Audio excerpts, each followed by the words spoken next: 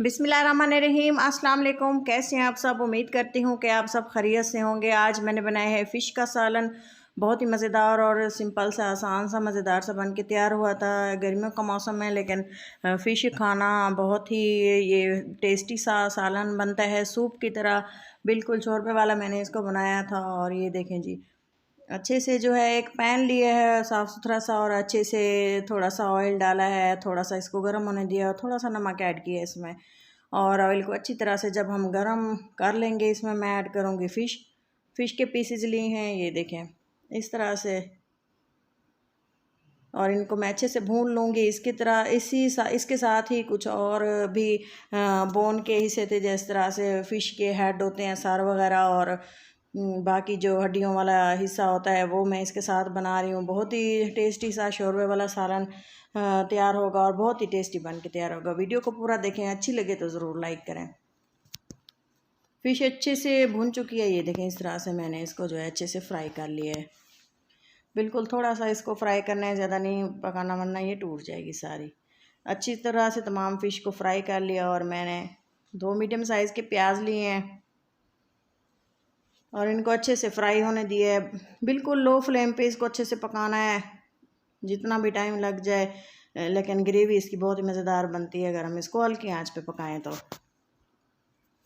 2 टमाटर ऐड किए हैं, छिलका उतार लिया था और बारीक काट लिया था। और ये देखें इसको अच्छे से मैं ऑयल के साथ प्याज में इसको अच्छे से भून रही हूँ।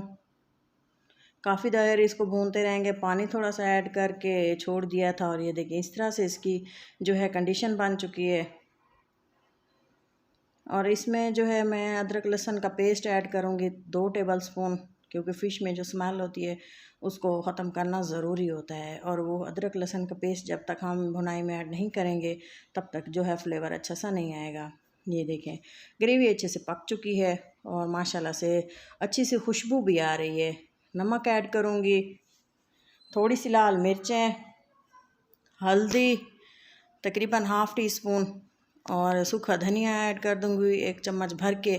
और फिर से अच्छे से इसकी भुनाई कर लेंगे। इसी दौरान आप देख लें कि फ्लेम बिल्कुल हल्का होना चाहिए ताकि मसाले वगैरह जले ना। और मैं इसमें थोड़ा सा गरम मसाला ऐड करूँगी। ये देखें आप देख सकते हैं बिल्कुल ही थोड़ा सा, 1 इलायची थी और 1 सिनेमन स्टिक। थोड़ी सी दही ऐड की है, तकरीबन 1 छोटी प्याली 2-3 टेबलस्पून, और थोड़ा सा पानी साथ में शामिल कर दिया ताकि अच्छे से जो है ग्रेवी पक जाए। अच्छा सा जो इसको जो है ना इसकी कच्चापन दही का ख़त्म होने तक मैं इसको फ्राई कर लूँगी, भून लूँगी ग्रेवी को। और जो ही ये देखें थोड़ी थोड़ी देर बाद चेक करते रहेंगे। फ़िश अच्छी से भुनाई होने के बाद ग्रेवी भी पक गई है और मैं इसमें फ़िश ऐड कर दूँगी। ये देखें बोन के हिस्से भी हैं, अच्छी सी इसकी यखनी बन जाएगी। और ये देखें ग्रेवी में भी अच्छे से इसको मिक्स कर देंगे ताकि ग्रेवी इसको अच्छे से लग जाए। ये देखें जी, आहिस्ता से करेंगे ताकि ज़्यादा ये टूटे भी ना, हलवा ना बन जाए और पक भी जाए अच्छी सी खूबसूरत से। ये देखें थोड़ी देर मैं इसको कवर लगा दूँगी, बिल्कुल लो फ्लेम है ना इसलिए।